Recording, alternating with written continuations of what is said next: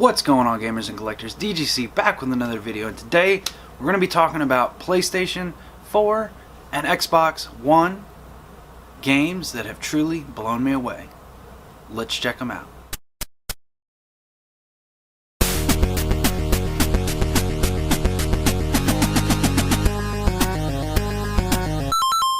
Alright, so the first one really doesn't need an introduction, as it's one of the most awarded games of all time and of this generation. I think it is probably the most awarded game this gen. That being The Witcher 3. I picked this up launch day, had an absolute blast with this game. I've played it on PlayStation 4, my PC, and then I even bought the complete edition for the Xbox One to play on my Xbox One X. And then I even have both of the... Oop, she's about to fall out. Both the DLC expansions here. CD Projekt Red just does things right. So I've been a fan of the game. I started on Witcher 2, then jumped to 3. I played Witcher 2 about 7 times, 6 on the PC and once on 360. The 360 version is definitely great on the Xbox One X. However, if you don't own one of those, definitely play it on the PC, as it's a lot better there. But if your only option is the Xbox One, get it on the Xbox One. However, the first one is only on PC, which to me kind of sucks. I kind of almost want them to redo 1 and 2 with, you know, next gen or current gen graphics and put them onto PS5 even. To me, that would just be truly spectacular, because I would love to play those both again in, you know, better today standards of graphics. However, The Witcher 2, honestly, on PC maxed out, still looks really good. Alright, so early on in the generation, I kind of knew that we were going to get this even before they announced it, that being Uncharted 4. I remember picking this up. I actually took off work to play this game. Like, I took off. And then, like, later on that week, I had to tell my boss. He was like, well, what'd you take off for? And I was like... And then I'm just like, I took off to play Uncharted 4. And I think the first day I played it a solid 6 hours, and then stopped to eat something and played another 6 hours straight. And I think went to bed. But this was such a breathtaking game. Like, still to this day, this is probably one of the best looking games this generation. Absolutely love this game to death. Just the world that you go into, and just going around with Sully and your brother. I honestly forget the brother's name, but going around with Sully and the brother, you can't forget Sully, because Sully's awesome. But just, you know, and then you get to Africa, and just all these different locales that you go to around the world, and just the train sequence, and then just driving in the cars in this game with, like, the mud physics that, you know, come up. It's just absolutely amazing to play this game. Cannot recommend this one enough. Like, if you still haven't played this, like, this is just one of those games that really is just genuinely worth owning a PlayStation 4 for. Like, it's just so amazing. And then on PS4 Pro, it actually runs at 1440p, which is really nice.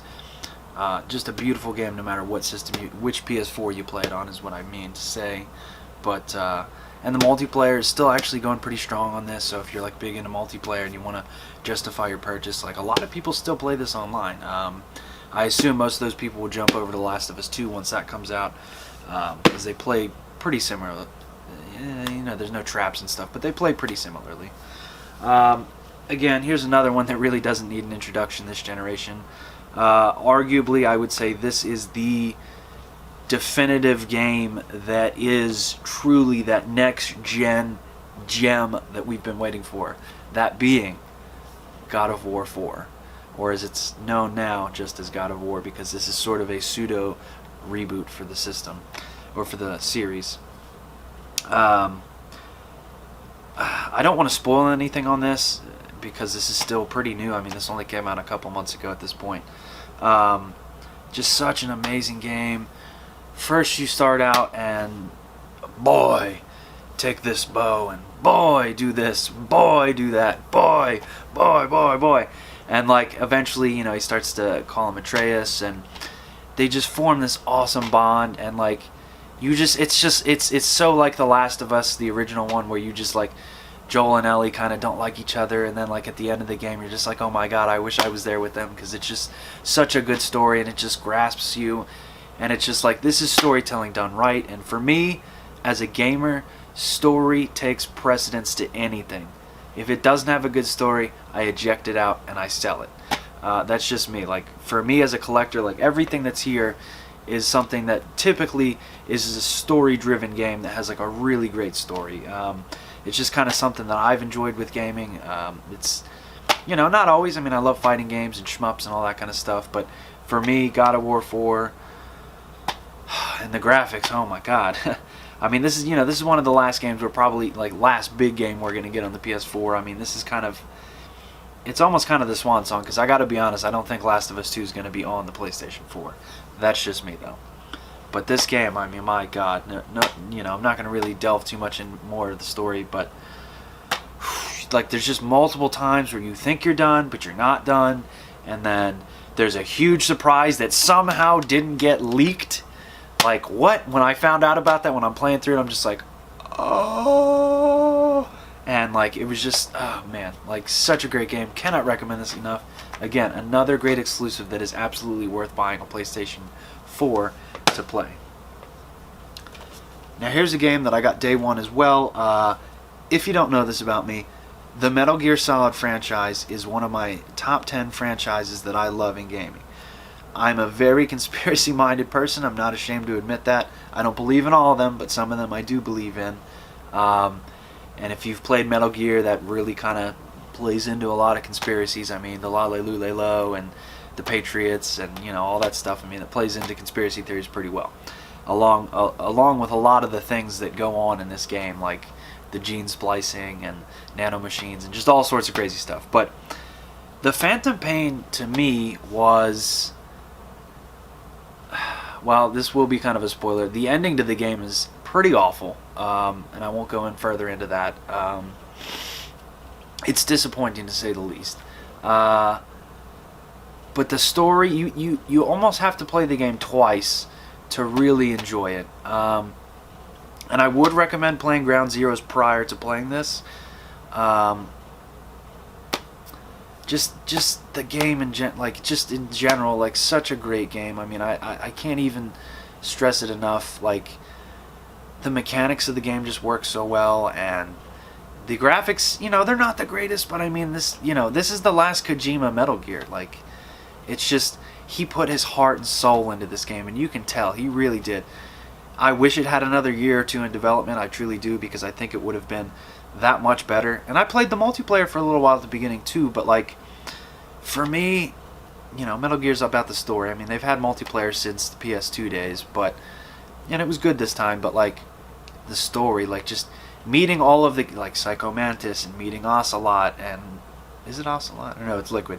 And just meeting all these different people as they're, like, you know, in their younger years, I guess you could say, and just a lot of just the world was just built well, and the mechanics were great, and the alert system was like fine-tuned versus the older games, and just there's just so many different ways you can tackle these missions. Like, whereas the old games, they were so, you know, 1, 2, 3, and then parts of 4 were very linear, whereas some parts of 4 were a little bit more big, but most of it was still linear. But 1, 2, and 3, they were just so linear, where it was just like, all right, you've got, like, you're going down your path, and then there's like 3 ways to go, and then you can, like, snipe this guy, fucking CQC the next guy, and then, like, pistol the next guy. But like, with this one, like, I just distinctly, like, I always remember there was this one giant airport that's somewhere on the map, and I just remember, like, multiple missions having to go there and just, like, going in different ways. And like, one way I'd be, like, sniping people, the next way I'd be crawling in, and just like, just so many good memories with this game. Such a great game. Like, I cannot state this enough. Like, such a cool game. The further you get into it, the better. Like, you'll get a little walker robot thing, you'll get cars and horses, and but again, with the ending, like, not, I mean, I really can't talk about it because I don't want to ruin it for any Metal Gear fans who haven't played this. But if you're a real Metal Gear fan, you've probably already played this. But if you haven't, this is a starting point, because this is essentially the okay, so the story of Metal Gear now goes Ground Zeroes, 5, the handheld ones, I mean, I've played them, but I don't really count them in the main story necessarily. So Ground Zero, 5, 3, 1, 2, 4 is essentially how the actual order of the games play. Ground Zeroes you can probably beat in like 3 hours, I would say, if you're good at Metal Gear. But again, such a great game. This is PlayStation 4, PC, and Xbox. So definitely nab that up if you haven't. Now, one that kind of blew me away, and this was a game that took, it was either 7 or 10 years since they announced it for the PlayStation 4. You already know what I'm talking about, probably. The Last Guardian. Again, Sony Studios, they just know how to nail the bond mechanic of you being with a friend or a pet, so to speak. Like Last of Us, you got Joel and Ellie. All the Uncharted's, you're Nathan Drake and Sully, or sometimes you go out with Nadine, or all those different women that you go out with. He's kind of like James Bond in a sense. But so with Last Guardian, like, I wanted to do a review on this game. I actually recorded hella footage for this game, a lot of footage, and I wanted to do a review on it. I got so frustrated with this game, I actually twisted a PS4 controller like this, and it blew up, like just straight cracked and blew up. Had to throw it away, obviously. Not proud to admit that, but this game is so beautiful, but so broken at the same time. However, it's like Devil's Third in the sense that this is a must-play. It really is. Like, you hate the guy at the beginning, the dog, bird, cat thing, whatever you want to call it. I don't even technically know what it really is. You hate him at the beginning, but then, like, the further you get in, like, he starts to save you, and then he'll get attacked so that you don't get attacked, and it plays like a kind of like a Tomb Raider, more of like an old school Tomb Raider, where you're like going through these tombs, kind of. There's no real weapons in the game. You kind of essentially just platforming, but again, like, this is such a cool game, and like, we were supposed to get this on PS3, and I was pretty excited about it on PS3, and then once it kept getting delayed, I was just like, all right, this is obviously a PS4 exclusive. I knew that way before it even got announced as a PS4 exclusive, because let's be honest, we were already a couple years into the PS4 gen, and this still wasn't talked about, even though they kept saying it was still being worked on. But such a beautiful game, the level design, the atmosphere of it. I don't even remember what he calls the dog thing, because it's been quite a few months since I've played this, but just such an incredible game. Like, I cannot recommend this one enough. I really can't. Just a blast to play. Like, honestly, again, great reason to own a PlayStation 4.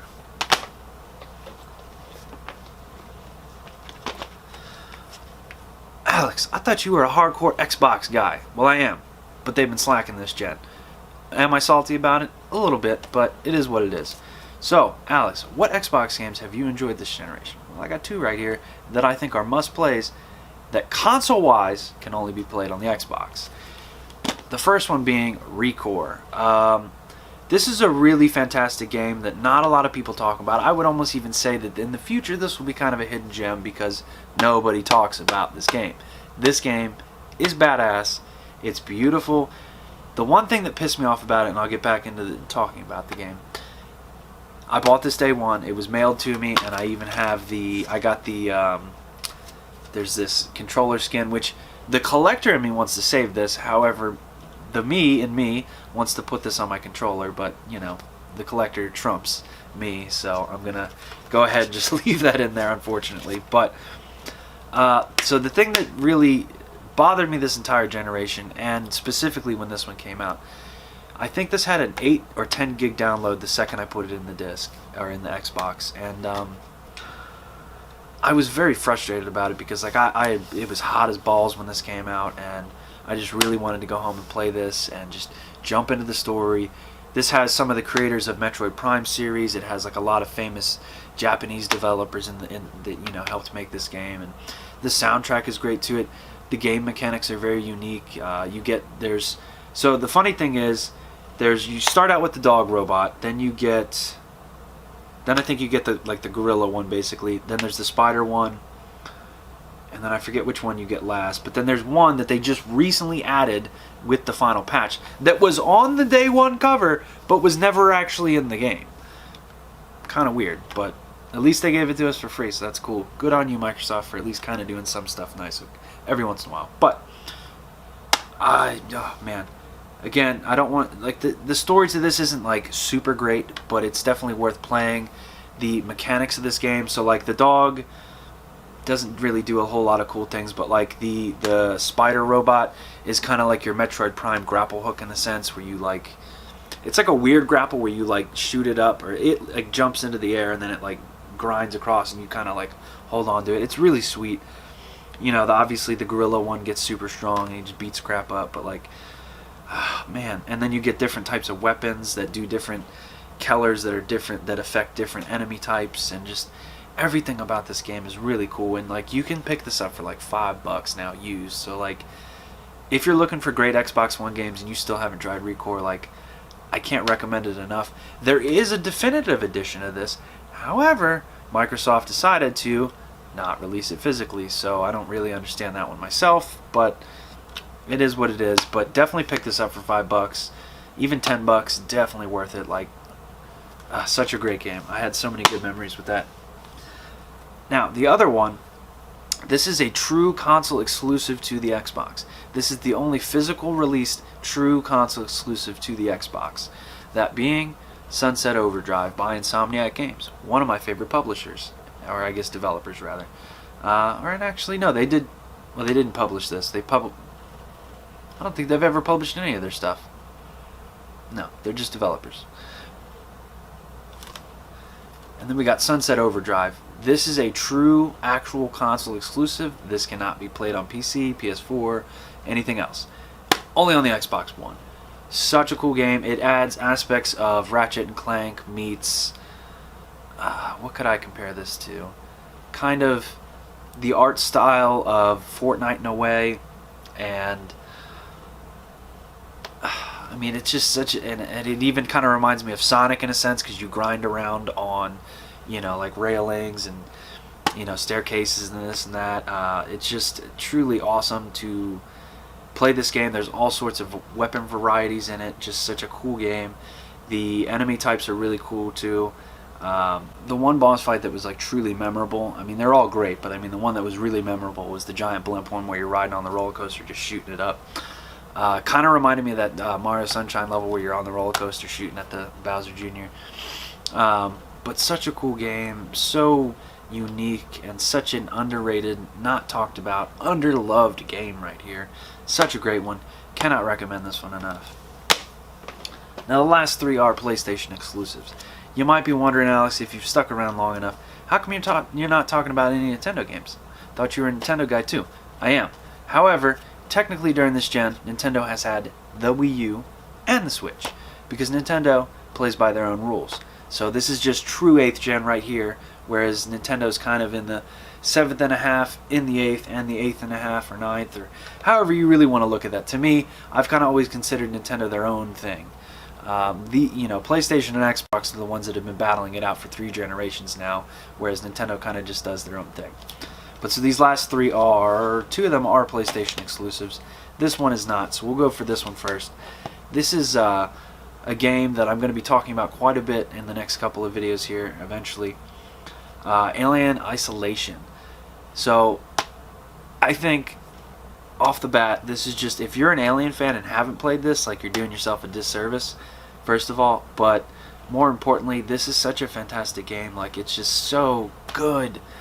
The scary factor of not ever knowing where the alien is, and just the atmosphere and the lighting is perfect, and the crouch mechanic is perfect, and the running mechanic, and all the places that you can hide are perfect, and the alarms and the synths, I think they're called. I can't remember. It's been, quite frankly, years since I've played this, but just such an amazing game. Like, I want a sequel to this, but the thing that I want it most in is in PlayStation VR. This would probably be scary as fuck in PlayStation VR. This game would be absolutely perfect, well, for any VR really, but I only own the PlayStation VR. But this game would be amazing in VR, but even if they don't ever do that, cannot recommend this one enough. This is kind of a game that kind of got slept on. I don't really ever hear anybody talking about it. However, to me, this was one of the greatest games this generation so far. We're getting close to the end of the generation, so I'm kind of just, doing a little bit of a retrospective here on some of these games, and I kind of want to go back and play all these again, but I mean, some of these are just so time consuming to play these damn games, but like, they're all so good if you've never played them. Now I will go ahead and save the controversial one for last, and this one really probably shouldn't come as a surprise. This is, again, one of the greatest games this generation, that being Horizon Zero Dawn. This is the GOTY edition. What's great about this edition is this has version 2.63 on it. I checked it before I bought it, which means this is a fully playable version of the story and the DLC with patches on the disc to where the game runs well. So this is an actual future-proofed game that you can buy that will actually run in the future when the servers are finally down. You won't need the servers because the game's actually on the disc like they used to be, which is really great from a collecting standpoint. So I actually just recently finished this not too long ago. I played God of War, then I jumped straight into this. Or no, I played this and then jumped into God of War. I can't remember. But I had the original version, then I played it 2 times, and I got like a third of the way, and then a third of the way, and then I just stopped, and I sold it because I knew this was coming out, so then I had to wait to get this version. I will go ahead and tell you right now that the main story is great, but the DLC is even greater. To me, the DLC really swung it out of the park. I don't play a lot of DLC stuff unless they include it on the disc, so for me, like, this DLC really swung it out of the park. This game really shows that Guerrilla could do other games other than just straight up first-person shooters. With that being said, I actually am a huge fan of the Killzone series. I did get Killzone Shadowfall day 1, and I'm one of 4% in the entire world that has beaten that on the hardest difficulty, and I'm pretty proud of that. But back to Horizon. Such a cool game. I remember seeing the initial trailer of it. She's just sitting there under the robot shooting up the bows. It was like the T-Rex robot. And surprisingly, you don't really see those too often, or at least I didn't. Maybe they're more in the wilderness where I didn't go, because I gotta be honest, I was kind of rushing through this game. Not rushing, but like, it's just such a long game. It really is. Like, this will take you a good 30 to 40 hours if you really want to get some enjoyment out of it. I do recommend fully playing it, but these games this gen are just taking so long. But I keep getting sidetracked here. This is, you just fight these awesome robots. So you start out as this little girl, obviously. You start out as Aloy, as a baby. She doesn't have a mom, and, I won't spoil that part for you, but she doesn't have a mom, and then, what's his name? Roth? I think it's just Roth. He raises you, but he's like an outcast because, I don't know if it ever explained why he was an outcast, but she's an outcast, so maybe he was an outcast because he raised her, and he was, he was her dad for all intents and purposes. I mean, she was like a couple weeks old when he got her. So, it's cool. The beginning of this game is just so cool because you start out as the infant, then you're like a little kid, then you're like a teenager, and then you basically get booted out and you're just like, do your thing. And just traveling through this world, I mean, God of War is definitely a better looking game, but this is one of the best looking open world games this generation. Just the fauna and the trees and just some of the moss that you can see in the game. It's not Death Stranding moss, but it does look pretty good. And just the rocks and the cliffs and just and the robots themselves are so detailed. I mean, there's got to be, I'm not a game developer or anything, but like I can't even imagine how many polygons are in those freaking robots. It's nuts.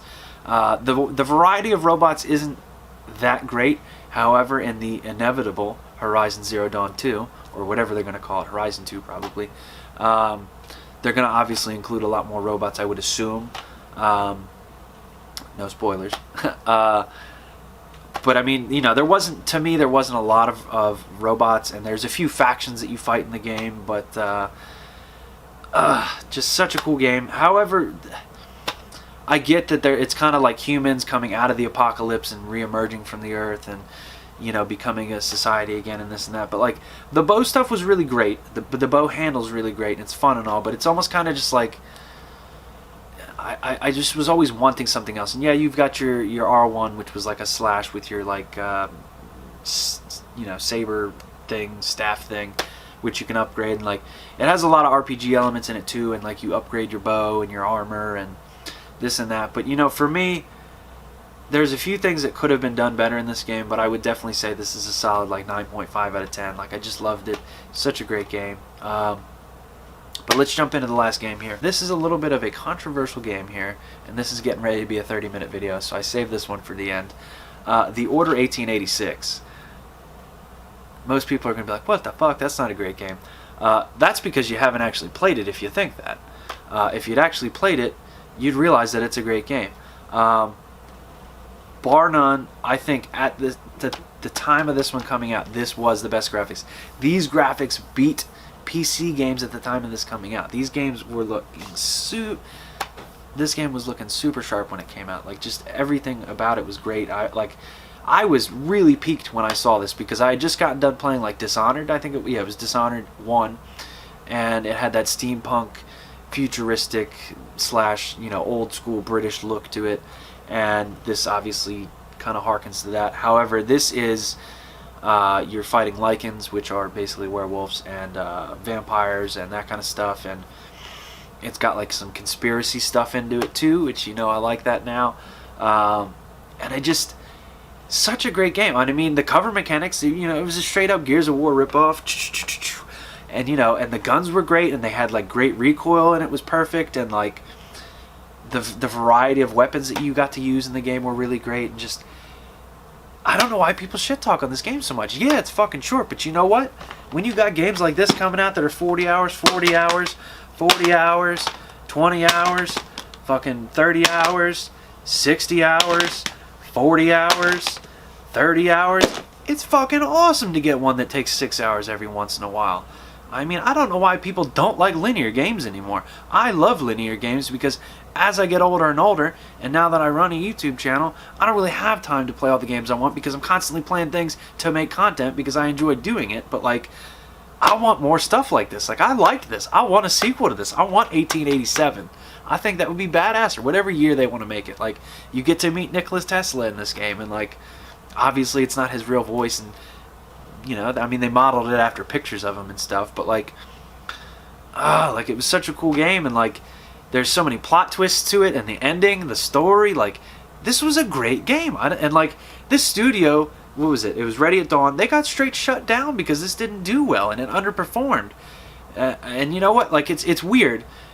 If they had done worse graphics but made the game longer with the money and the budget, would it have done better? Or because everybody's thirst for graphics this generation has led them to make a beautiful game, but they had to shorten the game down because it cost a lot of money to make that game that beautiful. So I'm kind of guessing those are one of the two alleyways that led to the short term of this. But you know what's really great about it? There's no sections in this game where you just feel that are just thrown in there, like escort missions or driving missions, or like, go fetch this and then come back to me, and then fetch this and come back to me, or go give it to person B, C, and D. There's none of that. Like, you just straight up, you're doing your mission, and it's great. Like, some of the standout moments in this game, there was an airship level that was really great. Like, I just remember getting to the kitchen and then working your way to the end of the ship, and just, I believe I played this on the hardest difficulty as well, just because I really enjoyed it. And then, like, toward the end of the game, you get to the docks. The docks are hard in this game, the dock levels. Such a fantastic game. Like, I don't know why people don't talk about this game more often. Like, I loved this game. It was just truly great, beautiful, great soundtrack to it too, and the story and the plot twist, just very great. So those are 10 games this generation that have truly blown me away. I honestly love all these games, and if you guys enjoyed this video and would like to see a part 2 eventually, definitely let me know. I will be doing a Nintendo version of this, as I said. However, if you want to see a part 2 of Xbox and PlayStation games that I've enjoyed this generation, definitely leave a comment down below. If you stayed through the entire video, definitely smack that like button for me if you can. If you're new and you enjoyed what you saw, hit the subscribe button for me. And as always, peace out for now. Until next time, guys. Come here, you mother...